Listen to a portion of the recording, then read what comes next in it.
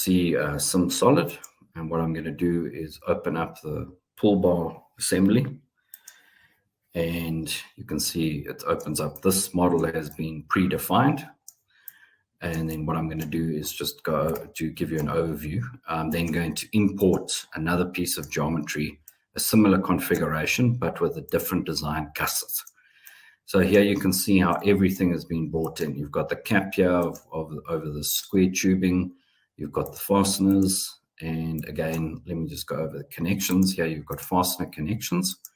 And you can actually see where it's bonded, and then as well as sliding. And this is what I said. This is automatically defined during importing of the geometry. So all of this gets defined as you work. Now, just an overview in terms of the software interface itself, you can see it is very uncluttered and simplified. So you have the tools that you need and no more than that. And you work very much in a left to right process, or in the tree, you start from the top going downward. In terms of you define your material, then it's the different types of bodies, you define the contact, and then you set up your analysis, and this is whether it be a structural linear, non-linear, buckling, multi-load case. You've got modal, transient in terms of your dynamic simulations.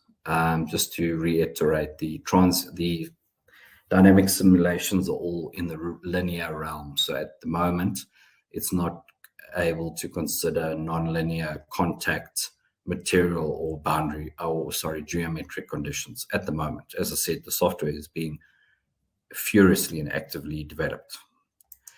Thermal, steady state, transient analysis, and then as I said before, fatigue analysis, and as well as structural superposition, envelope, and thermal superposition is catered for. So an extensive simulation portfolio. So here we have a case where this has been set up as a structural linear analysis, and again, solution settings, as I explained in the theory, adapt for this defines the number of steps. So here you can see a first pass type simulation, adapt for stiffness, uses this objective for general load path prediction, modes, and thermal. So it's normally your first pass. You'll do this to determine typically modes. You would use this up front. If you wanted more accuracy in terms of the stresses, you would then use adapt for stress. Again, it's a matter of comparing for the type of example that you have. As I said, the overhead will be that it will take longer in terms of simulation time, but longer is still relative with SimSolid in terms of effort, because it's still faster than typical finite element simulation.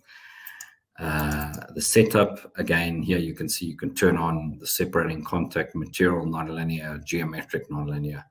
So that's all possible. And then here you can see we've got a boundary condition of fixed at the base here at the wall, and your force displacement, because as you can see, this is what would be in a gym pull-up bar, as it's known. And then in terms of the nuts and bolts, like I said, you define the thread pitch and then the number of turns on the bolt, or you can directly define torque or target axial force, because as we know, that's your preload that you actually want to achieve. And then in terms of solution, let me just show you, this is a fully defined model with all the boundary conditions and everything added in place. And we just hit solve and it runs through the passes. And as I'm speaking, it's finished the simulation. So if I go now to displacements, I already have results that I can be reviewing. I can change my deformation scales. That's of course can be quite tricky with bolts. You would typically want to have that at 1, because otherwise the deformation starts becoming completely unrealistic. And then as well as being able to do your animations, typical animations. Now, just to show you the benefit that we have here with the software is a very handy function called bookmark browser. This allows you to save results as you're working. So here you can see I've got a displacement saved here, and then as well as if I want now the von Mises stress plot, I can turn this von Mises plot on, and then I can save that result as well. And what's nice is as you go through the results in the image, you can see how the contour plot is changing. Now, what's great is that you hit save, and you can then save it in the folder of your choice. So this, of course, helps for gathering the images we need for our report as we work. Now, just for the point of time, let me just show you if I go now and I import another piece of geometry, that being the one, as I said, with different contact. Sorry, not with different contact, with different gusset design. As you can see, it's got a different gusset. Here you can see it's prompting me for the type of contact I want, and it's already figured that the maximum gap is 1 millimeter amount of penetration. So I can accept that. And there you can see what it's done is it's applied the connections again because it is a similar shape. So it went and was able to figure that out internally in the software. I did not have to worry about that. The only thing it hasn't been able to define is those nuts. So I just reapply those and just check here. And then I can then also rerun that. No material. See, it says material has not been assigned to all the parts. Would you like to assign the default material to the parts? Because the default material is defined as steel, it's going to apply steel as the property. So as you can see, the software as you're working is constantly trying to assist you to speed up your workflow. So if we go under results, you can again look at displacement, and let's just zoom this out a bit. And again, let's just capture the image for the displacement. And if we go to stresses, same thing, and capture the image. And again, you can now switch the results between the results. And these are two different design studies. Now, just a note, SimSolid saves everything in one file. So all results, geometry, and everything is defined under one file. Okay, what I want to show now is a larger assembly. Here we have a rail platform bogie. So here you can see again, this is important in terms of what's defined here. You've got nuts, bolts, shocks, springs that you can all define through your different material applications. Let me just show you and make a note here. I didn't show that. As under apply materials, you've got a full material database here of standard materials, as well as you can define your own or import your own materials. As I said, if you're working from certain CAD packages, you're able to import, those materials import automatically into SimSolid. Your fastener connections are defined. We've got virtual connectors. Here's bushings. Here you can see where the springs are in place. These are bushings. So that's where your spring properties are defined. So it caters for the ability to model all of these types of entities in the software. And then in terms of modal analysis, we're running for 10 modes, and we can hit, and then, just one last note, the boundary conditions, it's fixed at the face of the wheels for the tracks.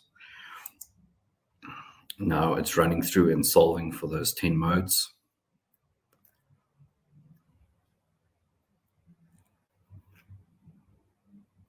Here you can see it's already at pass 3, evaluating the response at the connections now, and here it has a solution. Just a note quickly, if we look at the info, you can see this is a part of an assembly of 247 parts. So you can imagine in terms of generating this as a typical meshed finite element model, it would be a tremendous amount of effort. So if we go to the results, you've got displacement results here with your natural frequencies. We can show the deformed shape, which you can go through the results. And then as well as go through these various modes. And then importantly, as I said before, assess the effective mass in a certain direction. Here you can see from your modal participation factors. For the first frequency, 33% is acting in the X direction. So there you can get an idea of the direction of the mode in terms of its shape, the eigenvector.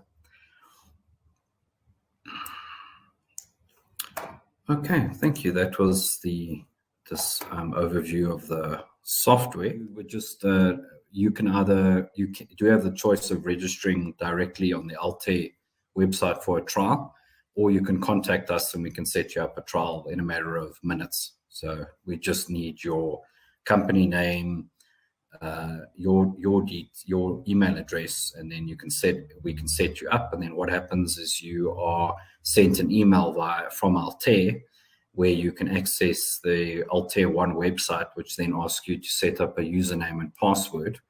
And the username is typically your email address. And then as soon as that's set up and you've accepted their conditions, you are able to access in Marketplace, as I said. And just wanted to show you an overview of, for instance, how the products are broken down as suites. Can you see my Altair One page? And this then allows you, as we said before, to access the various apps, the software. As you need it, you download it, install it, and get running. And here you can see the sign-in, and that is then to sign in with your username and password. So it's very simple steps to get up and running.